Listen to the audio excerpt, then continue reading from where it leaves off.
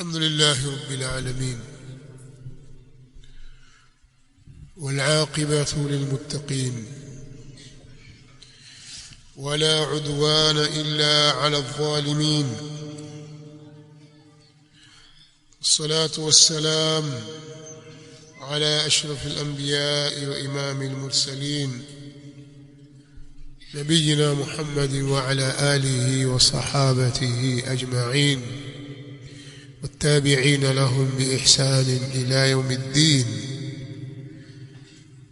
وسلم تسليما كثيرا.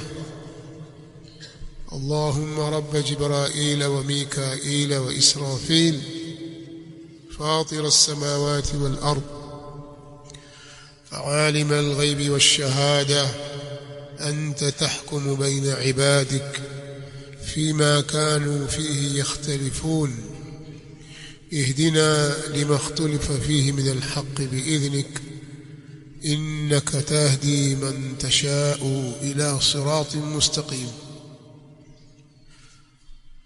أما بعد، وإذن يا الله سبحانه وتعالى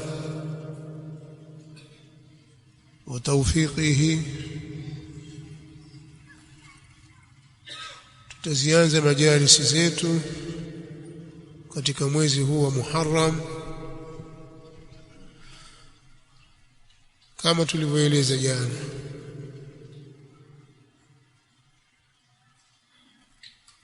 Maudhui iliyo mbele yetu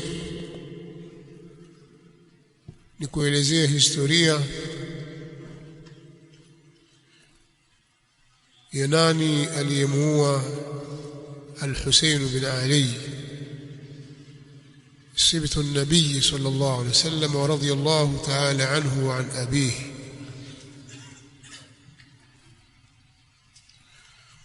sababu kubwa za msingi zilizotupelekea tuizungumzie maudhui hii, sababu ya kwanza ni kujifunza historia, tena historia sahihi,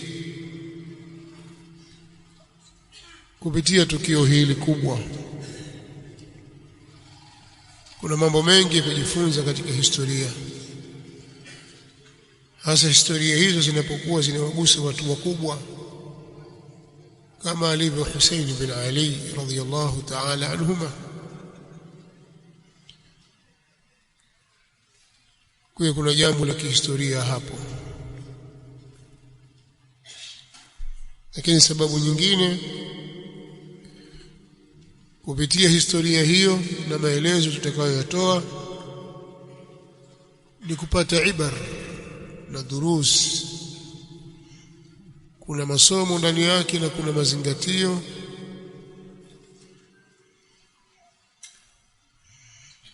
na kufahamu kwamba siku zote hatima mbaya inarudi kwa madhalimu na mwisho mwema ni kwa watu wema. Kadhalika tumeweka majalisi hizi na vikao hivi kwa nia na madhumuni ya kupambana na upotoshaji wa makusudi unaofanywa na baadhi ya makundi, hususan Ashia al-Ithna Ashariya, kupitia tukio hili. Na sisi tuna kila sababu ya kuelezea uhalisia wake na ukweli ulivyo.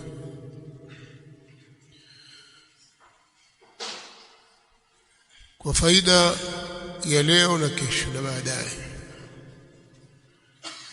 kwa faida ya vizazi vilivyopo na vijavyo.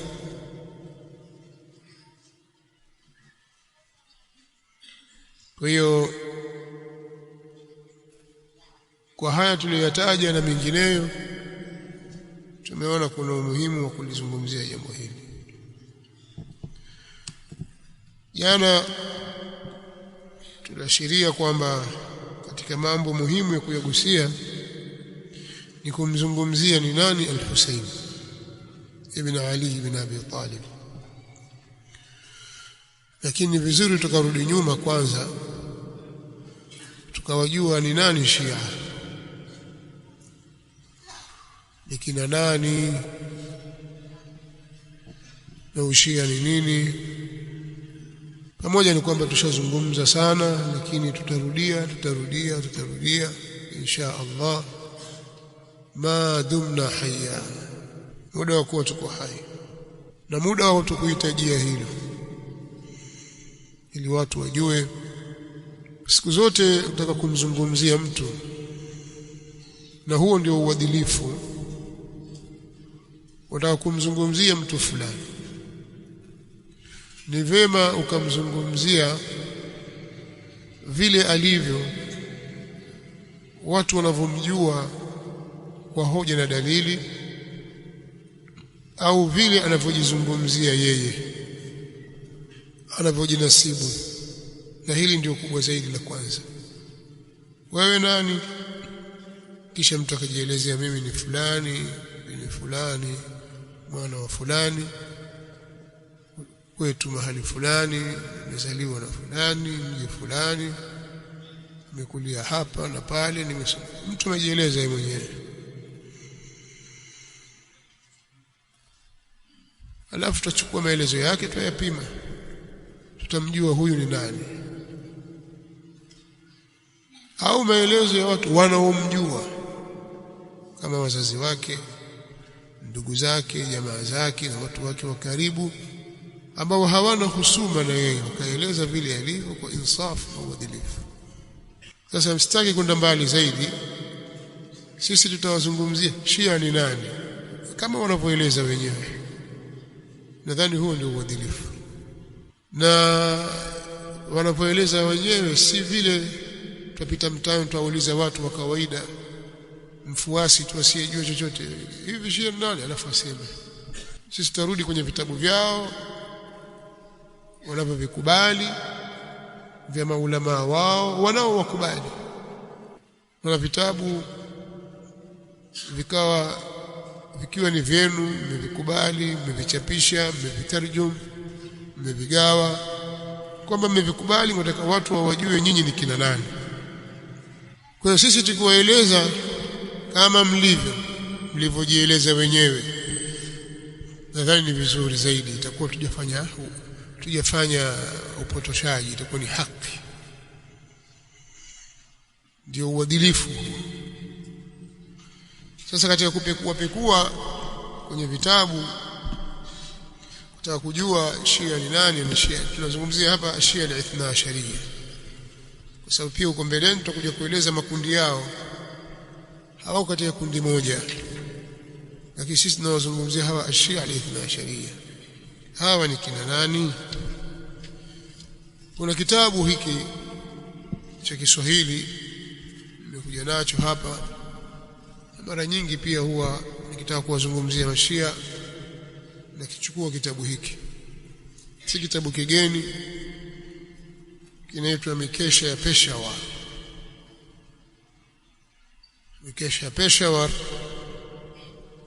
hiki ni kitabu kilichowahi kuandikwa kwa lugha mbalimbali. Nadhani lugha yake ya asili ilikuwa ni lugha ya Kifursi kama sijasahau, au Kiurdu. Kisha kitabu hiki kikaenda katika lugha ya Kiarabu, kikaitwa Layali Bishawar. Kikaenda katika lugha nyingine kama Kiingereza, Peshawar Nights. Kisha kimeandikwa kwa Kiswahili pia na kutarujumiwa na Dr. M.S. Kanju, Mikesha ya Peshawar. Kitabu hiki ni kitabu cha Kishia, na waliokichapisha hapa Tanzania kimechapishwa na Al-Itra Foundation Dar es Salaam. Wengine wako wakigawa bure, sehemu nyingine chauzwa. Kwa ukubwa wake huu nakumbuka nilikinunua shilingi 1500. Ndio bei yake. Ili buku lote ile kubwa. Waliamua kutoa sadaka, ni bure tu. sawa, lakini ukaweka kwa bei ya shilingi 5000, bei ya shilingi 5000 ukinunua kwa bei hiyo. Kitabu hiki kimeandikwa na mwanachuoni wao wanamuita Sultanul Wa'izin, yani Sultanul Wa'izin Ash-Shirazi ndiye aliandika kitabu hiki, akidai kwamba haya yalikuwa ni majadiliano yaliyofanyika huko Peshawar mnamo mwaka wa 1927. Wakati huo Peshawar iko India, nadhani kabla ya kugawika. India na Pakistani ilikuwa ni moja tu. Sasa hivi Peshawar iko ndani ya Pakistani. Kwa anadai kwamba walifanya mijadala na wanawazuoni wa Kisunni wakijadiliana. Kweli majadiliano yakaandikwa kwenye magazeti na yakaamua kukusanya yakaja kwenye kitabu hiki. Sasa wakati akizungumzia katika ukurasa wa 17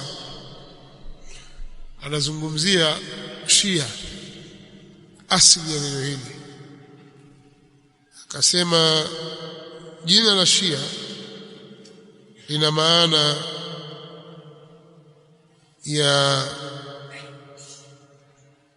mtu ambaye ni rafiki, ni kila mtu ambaye ni rafiki. Au jina la Shia lina maana ya kila mtu ambaye ni rafiki wa Ali na ahlul bait, na rafiki wa Ali na ahlul bait wake. Jina hili ni lao peke yao kwenye kurasa 17 wa kitabu hiki.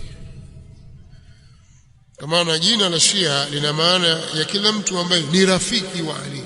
Ukiwa wewe ni rafiki wa Ali na ahli bait wake, wewe ni Shia. Tumeeleweka hapo? Pia akasema fa inna kalimata ash-shi'ati kwa Kiarabu kule istilahun yutlaqu ala atba'i Ali ibn Abi Talib wa ansarihi منذ عهد رسول الله صلى الله عليه وآله وإن واضع هذه الكلمة والذي جعلها علما عليهم هو رسول الله صلى الله عليه وآله وسلم. أسمى neno Shia lina maana ya wafuasi wa Ali bin Abi Talib, na lilikuwa likitumika katika njia wakati wa mtume, likitumika katika njia hii katika wakati wa mtume sallallahu alayhi wa alihi wasallam. Sikilizeni kwa makini, na watu wengi wanasoma alafu hawazingatii. Mimi nataka tusome na kuzingatia kama ninavyohimiza kila mara, na mambo ya tafakari. Anatuambia neno Shia lina maana ya wafuasi wa Ali bin Abi Talib. Moja hiyo, wafuasi wa Ali bin Abi Talib. Wewe chukua neno wafuasi. Wafuasi wa nani? Ali bin Abi Talib. Kisha akasema na lilikuwa likitumika katika njia hii katika wakati wa mtume sallallahu alayhi wa alihi wasallam. Ashia katika wakati wa mtume sallallahu alayhi wasallam, tukitembea Shia hawa wafuasi Ali, watu wajua hawa wafuasi wa Ali katika wakati wa mtume sallallahu alayhi wasallam. Kitokea mtu kaita labda kwa juu ya jabali kushia,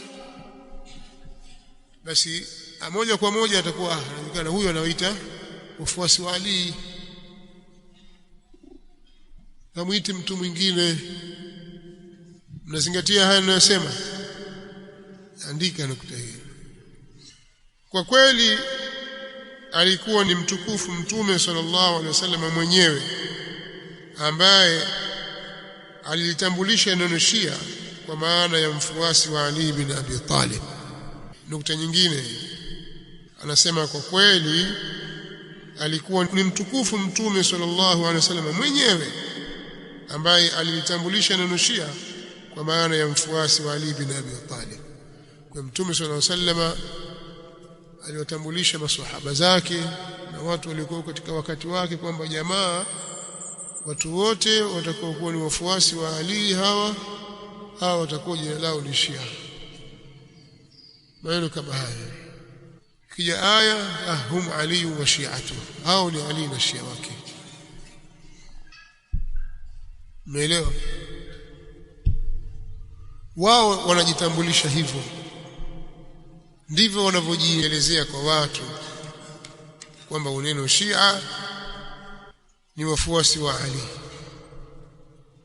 Neno hili lilitumika katika wakati wa Mtume sallallahu alaihi wasallam. Mtu wa kwanza aliyelitumia neno hili kwa utambulisho huo ni Mtume mwenyewe sallallahu alaihi wa alihi wasallam. Kwa hiyo hapa pana vitu vitatu vya kujifunza. Kitu cha kwanza anataka kutuambia Sultani al-Wa'idhin al-Shirazi kwamba katika wakati wa Mtume sallallahu alaihi wasallam kulikuwa na wafuasi wa Ali. Kwa hiyo Ali alikuwa ni kiongozi na ana wafuasi wake. Kwa sababu kishasema kwamba kuna wafuasi, hawa wafuasi wanaye wanemfuata, wana kiongozi hawa. Kama Waislamu wote walikuwa wakiongozwa na Mtume sallallahu alaihi wasallam, kuna watu walikuwa ni wafuasi wa Ali bin Abi Talib. Kwa hiyo hili ndilo amana kutuaminisha sisi tunaosoma Kiswahili na pengine hatukwenda kusoma madrasa tukapata elimu tukafikia uwezo wa kuyapembua mambo, au pengine tumekwenda madrasa tu ile ya kupita, wajua baadhi ya aya na kuswali kidogo na tahara, mambo mengine makubwa huyajui. Sasa waambiwa hapa kwa Kiswahili chako, lugha yako ya Kiswahili, kwamba ushia ni huu, alafu waleta maneno ya Kiarabu ziletwa aya au hadithi, wala hujui kwamba hizi zimethibiti au hizi waletewa kwamba Mtume mwenyewe sallallahu alaihi wasallam akasema hivi. Ndio walikuwa na madrasa tu kwa ajili ya kufuta ujinga, ujue kuswali basi, hujui chochote au hukusoma kabisa, lakini mwenyewe wapenda dini. Sasa kitabu kimemka mikononi mwako hiki cha Kiswahili, wasoma wakutana na habari hizi, lazima zitakuchanganya. Kama unakuwa kama ni mtu wa kutafakari, sasa inakuwaje? Kumbe Ali alianza kitambo kuwa kiongozi tangu wakati wa Mtume mwenyewe sallallahu alaihi wasallam alikuwa ni kiongozi, ana wafuasi wake nyuma. Sawa. Alafu kumbe Mtume sallallahu alaihi wasallam mwenyewe aliwapa jina hili. Unaona sasa? Kwa hiyo hapa kuna mambo ya kutafakari. Mambo yenyewe, Shia ni wafuasi wa Ali ibn Abi Talib. Neno Shia lilikuwa likitumika katika wakati wa Mtume sallallahu alaihi wasallam kwa maana hiyo ya wafuasi wa Ali, na neno hili aliyewapa ni Mtume sallallahu alaihi wasallam. Swali, je, hakuhitaji kutafakari na kutafuta uthibitisho wa habari hizi? Tuzikubali tu kwa sababu zimeandikwa kwenye kitabu? Alijawabu la, lazima ziwekwe kwenye mizani. Lakini hivi wao ndivyo wanavyosema. Kitabu kingine ni hiki kitabu kinachoitwa Aslu Shiati wa Usuluha. Kitabu kidogo hiki katika vitabu vya zamani vikongwe, vitabu vyao wanavyovitegemea. Kiko cha Kiarabu ni hiki na kipo cha Kiswahili chake pia ninacho, sikuja nacho hapa. Kinaitwa Asili ya Ushia na Misingi Yake kwa Kiswahili. Hicho kimechapishwa na Bilal Muslim Mission, kitu kama hicho.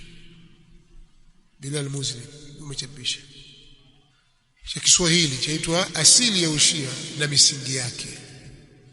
Mwandishi ni mwanachuoni wao mkubwa akiitwa Muhammad Hussein al-Kashif al-Ghita. Muhammad Hussein al-Kashif al-Ghita. Kwenye kitabu hiki cha Kiarabu kwenye ukurasa wake wa 118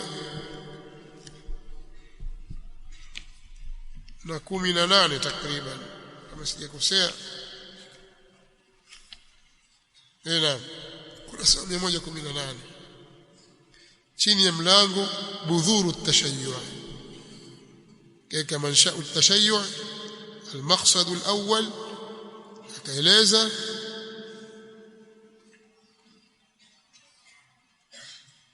kisha akaja nukta ya kwanza budhuru at-tashayyu' fanaqulu billahi al-musta'an inna awwala man wada'a بذرة التشيع في حقل الإسلام هو نفس صاحب الشريعة الإسلامية يعني أن بذرة التشيع وضعت مع بذرة الإسلام جنبا إلى جنب وسواء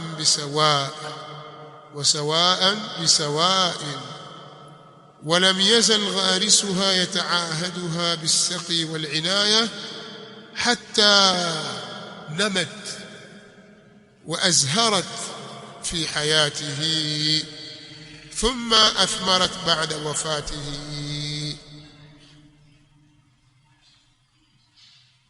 akaendelea kadai kwamba shahidi ala dhalika ahadithuhu الشريفة نفسها لا من طريق الشيعة ورواة الإمامية akaendelea alivyoendelea mpaka mwisho wake. Maneno haya ya Muhammad Hussein al-Kashif al-Ghita Shia huyu anatuambia hivi, hakika mtu wa kwanza, na hii pia ni tarjama yangu kwenye Kiswahili kule ukurasa wa 64 ndio tafsiri yake imeileta hapo. Anasema hakika mtu wa kwanza kuipanda mbegu ya ushia katika konde kwenye mabano shamba la Uislamu si mwingine isipokuwa ni yule aliyekuja na sheria ya Kiislamu ambaye ni mtume Muhammad sallallahu alayhi wa alihi wasallam. Hii ina maana kwamba, sikize kwa makini, hii ina maana kwamba mbegu ya ushia ilipandwa sambamba na mbegu ya Uislamu mahali pamoja. Zingatia maneno, mbegu ya ushia ilipandwa sambamba na mbegu ya Uislamu mahali pamoja wakati mmoja.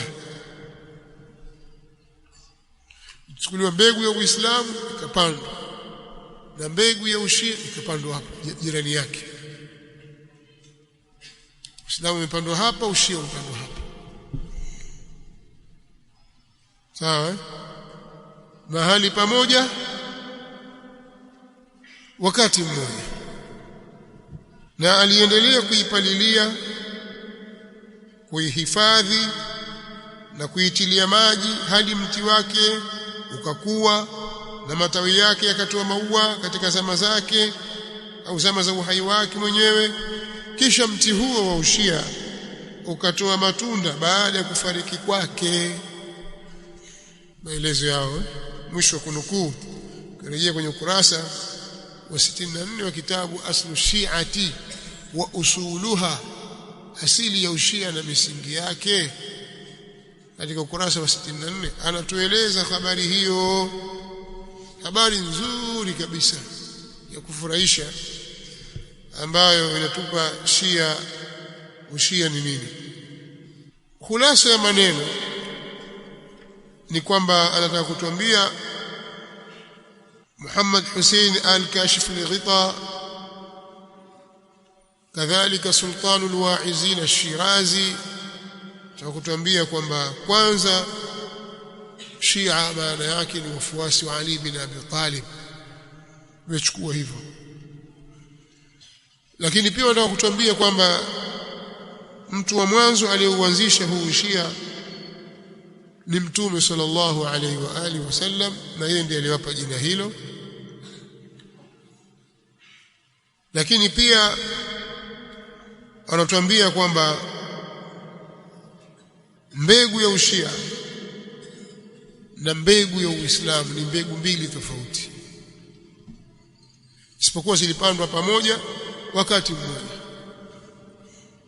lakini mbegu mbili tofauti.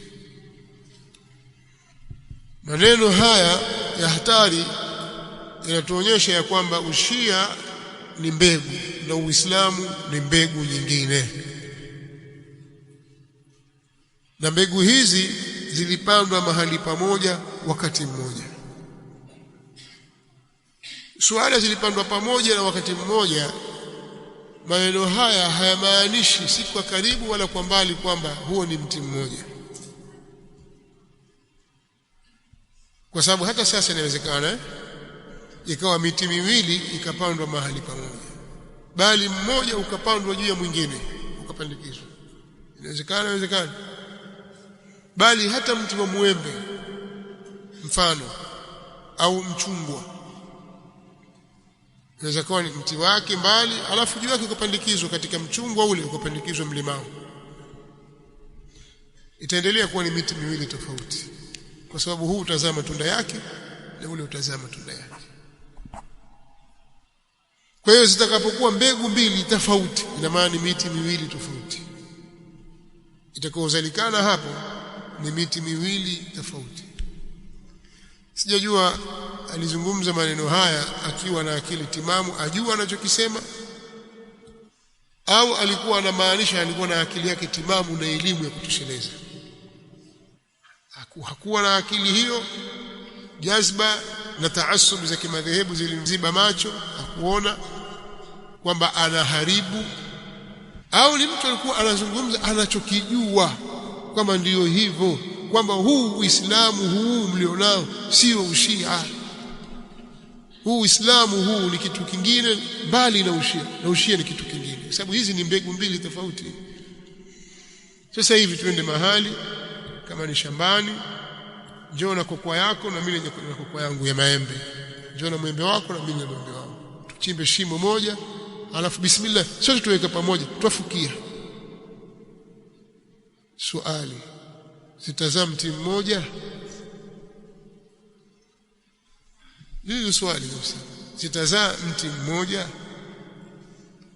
Jibu, haziwezi kuzaa mti mmoja, bali tukiendelea zaidi wala haziwezi kutoa matunda ya aina moja, matunda yake yatakuwa tofauti.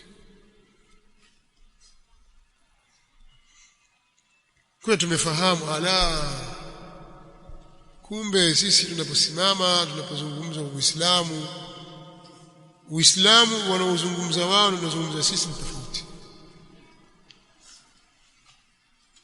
Huo ndio uhakika, kwa sababu matunda yameonekana katika hili. Haya matunda tunayoyaona ni kumbe wao wanaitakidi hasa kwamba sisi na wale ni tofauti.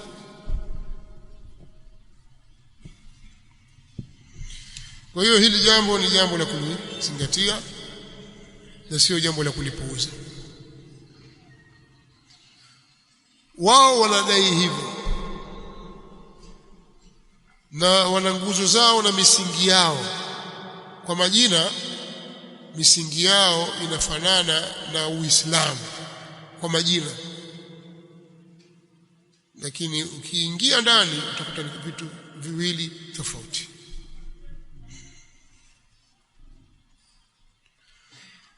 Katika hii kitabu Aslu Shi'ati wa Usuluha, asili ya ushia, wameeleza ile asili yake, na natija ndiyo hiyo kwamba asili ya ushia ni nini.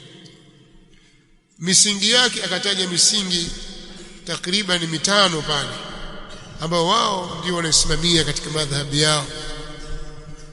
Msingi wa kwanza mkuu wanaojenga wanasema ni msingi wa tauhid. Wewe zingatia neno tauhid hivyo hivyo, lakini si hii tauhidi unayojua wewe. At-tauhid si hii unayojua wewe. Wao kusema tauhidi wana maana nyingine, tuje kueleza mara nyingine haya yote moja baada ya nyingine. Kitu cha pili ni an-nubuwa. Katika usulu Shia wanapoeleza wanaeleza swala linaloitwa an-nubuwa, utume. Wana maelezo. Kitu cha tatu ni al-imama. Al-imama hapa wamekubali kujipambanua moja kwa moja kwamba wao wana nguzo muhimu katika nguzo za dini yao, nayo ni al-imama, kuamini maimamu, nao ni maimamu 12. Hili tutalifafanua kiasi insha Allah, kama leo wakati tuturuhusu tutalieleza. La wakati hautatosha, basi katika mliko majalisi zetu hizi tutalielezea hili la al-imama, uimamu, na namna wao wanavyoitakidi kuhusu uimamu. Uimamu ni wa nani, anapatikanaje, sifa zake ni zipi, kazi zake ni zipi, ni upi msimamo wao kwa mtu asiyeamini wanavyoamini wao katika jambo hili. Lakini ukishasoma tu maelezo uimamu, huyo imamu apatikanaje, utaona hili ni jambo jingine mbali, sio hili la Uislamu. Je, imamu sifa zake ni zipi? Ukija hapo ndio umaliza, utaona ni tofauti kabisa na sisi Waislamu tunavyoitakidi. Kazi zake ni zipi, yani majukumu yake na masuhulia ya huyu imamu ni yapi? Swala jingine, nini hukumu ya ambaye haamini uimamu wa hawa maimamu wao 12 au mmoja katika hao? Msimamo wao wameweka wazi juu ya kwamba huyo ni kafiri. Kama wewe huamini uimamu wa yoyote katika au mmoja katika hawa maimamu 12, wewe kafiri. Kwa hilo hawajifichi, wako wazi kabisa. Na kama atazungumza tofauti, basi ni kitu kinachoitwa taqiyya, atakudhihirishia kwa kauli au kwa vitendo kinyume na kile anachokiitakidi kwenye moyo, kwa sababu na hilo nalo ni sehemu katika misingi ya imani zao. Lakini kihakika hasa akiandika kitabu, akizungumza na wenzake, yeye anaamini kwa 100% kama wewe huamini uimamu wa mmoja katika maimamu wao 12, wewe kafiri, si Islamu. Lakini akionyesha kauli ya kutambua kwamba wewe Muislamu, kwamba sisi Waislamu wote kitu kimoja, lazima tuwe na wahda, akazungumza jambo la Quds sukadha, akataka kuingiza katika hilo, au akaamiliana wewe mathalan muamala kama wa Kiislamu hivi, kama ni mgonjwa akaja kukutembelea, akahudhuria kwenye janaza, kwenye msiba, hapo anakumwagia, anakufumba tu, lakini kwa kufanya taqiyya anakudhihirishia kile ambacho yeye haamini kwenye moyo wake kwa kufanya taqiyya, lakini kiimani kwamba wewe si Muislamu. Si wasingizii, kama nilivyoeleza ushia hapa kutoka ndani ya vitabu vyao, na hayo mengine tutayaeleza kutoka kwenye vinywa vyao na vitabu vyao wenyewe ambavyo wamevichapisha na vimeingia kwenye mikono ya Waislamu. Umeelewana? Kwa hiyo katika mambo yao wanayoamini ni al-imama, tumesema tutalizungumza. Na kitu kingine tu al-adlu, kitu cha 4, al-adlu. Huu ni msingi mkubwa katika misingi yao, tutautolea maelezo ni nini al-adlu, uadilifu. Na msingi wa mwisho ni al-maad, al-maad, kuamini urejesho, yani kiyama, imani ya siku ya mwisho. Lakini wana mapito yao na njia zao wanazozungumza katika baadhi ya mambo tuliyotaja hapa, tofauti na unavyojua wewe. Kwa hiyo kuna umuhimu wa kuwajua watu hawa, kauli zao na vitendo vyao huwa zinabadilika kwa kuzingatia wanaozungumza nao na kuzingatia hali, wakati, mazingira. Hata katika uandishi wa vitabu mathalan, utakuta wanawazuoni wao waliandika vitabu kale nyuma, kabla ya kudhihiri kusimama kwa dola ya Safavid Empire. Maandishi yao ilikuwa ni tofauti na yale yaliyokuja baada ya kupata dola ya Safavid, ad-dawlatu as-safawiyya, iliyoasisiwa na Shah Ismail as-Safawi 1501. Wakati huku mwambao wa Afrika Mashariki wanakuja kina Vasco da Gama na kufanya mambo yao ya kishenzi na mauaji kule sehemu za Ardabil mpaka kufika Iran.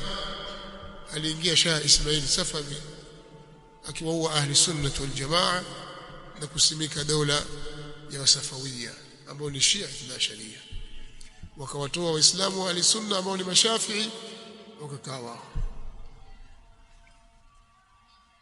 Kwa zamani walikuwa wakija watu kutoka Shirazi, wa Shirazi wakuja kutoka huko, walikuwa ni masunni mashafii miaka hiyo kabla ya Safavid Empire. Kwa hiyo kiambiwa Kilwa kulikuwa wao kuja wa Shirazi, basi si Mashirazi wa Shia, Ushia ulikuja baadaye. Mfahamu kwa sababu Shirazi kwa Iran asili ya Shirazi, Ushia ulikuja baadaye. Ulikuja na nani? Shah Ismail As-Safawi. Kwa hiyo hapa nilikuwa nataka kuzungumzia kwa vile vitabu vilivyoandikwa katika wakati wa daula Safawia na maulama wa Kisafawia kama kina Muhammad Baqir al-Majlisi na Ni'matullah al-Jazairi na kina Faidhul Kashani, hao ni wanawazuoni walikuwa katika kipindi cha daula Safawia waliokuwa wakiandika, ni tofauti na walioandikwa kabla. Wao waliufedhehesha, waliukashifu, walionyesha ule ushia wao halisi kwa sababu tayari wana dola, hawakuwa na sababu ya kufanya taqiya wakati wa adhan.